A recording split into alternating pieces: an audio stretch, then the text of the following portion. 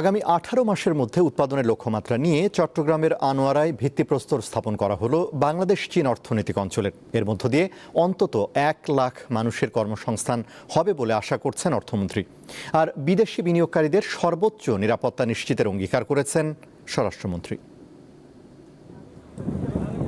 দীর্ঘ 12 বছর স্থবির থাকার পর গতি পেল চট্টগ্রামের কর্ণফুলী নদীর পাড়ে China economic and industrial zone স্থাপনে। আনোয়ারার বেলছড়া এলাকায় প্রায় 800 একর জমির উপর গড়ে উঠছে এই অর্থনৈতিক ও শিল্পাঞ্চল। টানেল থেকে মাত্র 4 কিলোমিটার দূরে অবস্থিত প্রকল্পটির অবকাঠামো উন্নয়নে ব্যয় ধরা হয়েছে 4,189 কোটি 46 লাখ টাকা। সোমবার আনুষ্ঠানিকভাবে প্রকল্পের ভিত্তিপ্রস্তর স্থাপন করা হয়। বাংলাদেশ অর্থনৈতিক অঞ্চল কর্তৃপক্ষ বেজার নির্বাহী চেয়ারম্যান আশা প্রকাশ করেন, অন্তত 1.5 বছরের মধ্যেই প্রথম কোনো কারখানা উৎপাদনে যাবে।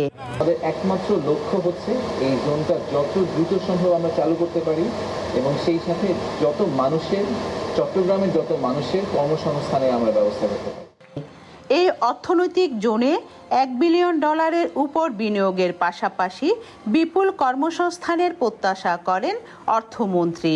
এখানে বিনিয়োগ করবে, তারা এখানে আমাদের টেকনিক্যাল অ্যাসিস্ট্যান্স ডেভেলপ করার জন্য, স্কিল ডেভেলপমেন্টের জন্য তারা টেকনিক্যাল ফ্যাসিলিটিস ডেভেলপ করবে এবং তারা এখানে স্ট্র্যাটেজিক ইনভেস্টমেন্ট করবে। বিদেশি বিনিয়োগকারীদের সর্বোচ্চ নিরাপত্তা নিশ্চিতের অঙ্গীকার করেন স্বরাষ্ট্রমন্ত্রী।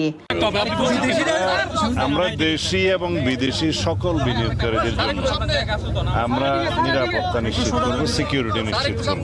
ভিত্তিপ্রস্তর স্থাপন অনুষ্ঠানে চীনা রাষ্ট্রদূত বলেন, এই প্রকল্পের মধ্য দিয়ে চীন ও বাংলাদেশের মধ্যে পারস্পরিক অংশীদারত্ব বৃদ্ধি পাবে।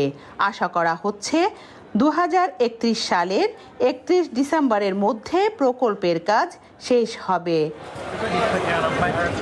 রুনা আনসারি, দীপ্ত সংবাদ, চট্টগ্রাম।